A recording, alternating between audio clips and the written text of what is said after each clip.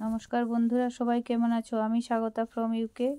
এই চ্যানেল থেকে তোমাদের শুভেচ্ছা জানাচ্ছি। সকাল সকাল উঠে কাপড়গুলো ছড়িয়ে দিলাম, ভিজা ছিল কাপড়গুলো। তারপরে চাটা খেয়ে দুপুরে রান্নার আয়োজন করতে চলে আসলাম। কি রান্না করব সেটাই ভাবতে ভাবতে চালগুলো ভিজিয়ে নিলাম। ফ্রিজ খুলে দেখলাম 4-5 পিস মাছের মাথা আর 1 পিস মাছ আছে। সালাদের জন্য নিয়ে নিলাম গাজর, শসা, কাঁচামরিচ আর ধনেপাতা। তারপরে মাছগুলো ভেজে নিলাম আর মাছের পিসটা আলাদা করে নিলাম। এটা দিয়ে মাছের ভর্তা করব।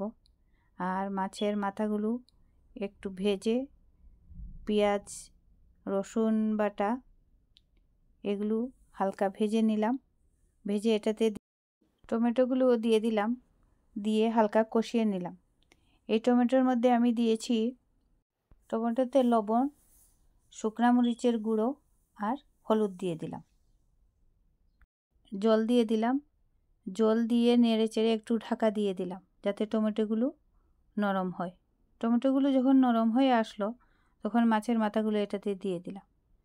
মাছের মাথা দিয়ে আবার অল্পক্ষণ নাড়লাম। এটাতে দিলাম আমি আমার প্রিয় 1 পিস সাতকরা। আপনারাও এটা দিয়ে খেতে পারেন, খুব টেস্ট হয়। তারপরে কিছুক্ষণ ঢাকা দিয়ে রাখলাম যাতে সাতকরাটা একটু নরম হয়।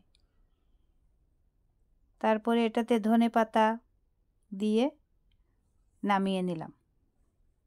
এই খাবারটা এত টেস্টি, আমার খুব ভালো লাগে। 1 প্লেট ভাত এমনি শেষ করা যায়। তারপরে আলু কেটে নিলাম, বড় দেখে একটা আলু, আর পেঁয়াজগুলো কুচি করে নিলাম। যেহেতু মাছের পিস 1 পিসই ছিল, এটাতে আলু দিলাম যাতে একটু পরিমাণে একটু বেশি হয়। তারপরে নিলাম ধনেপাতা, আদা কুচি আর হালকা একটু রসুন বাটা।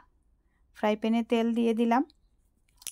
প্রথমে আলুটা ভেজে নিলাম, কারণ আলুটা একটু শক্ত পেঁয়াজের চেয়ে, পেঁয়াজ তো একটু নরম। তারপরে আলুটা ভেজে এক পাশে রেখে এটাতেই আমি পেঁয়াজগুলো ভেজে নিলাম। তারপরে একসাথে মিশিয়ে এটাতে কাটা বেছে রাখা মাছগুলো দিয়ে দিলাম। সাথে দিলাম ধনেপাতা, কাঁচামরিচ, লবণ। এটা আমার মেয়ে খুব ভালোবাসে। তারপর সালাদগুলো কেটে রেডি করে রাখলাম, পাশে মেয়োনেজটাও রাখ। আমার ভিডিওটা আজ এতটুকুই ছিল। সবাই ভালো থাকবেন, সুস্থ থাকবেন। বাই।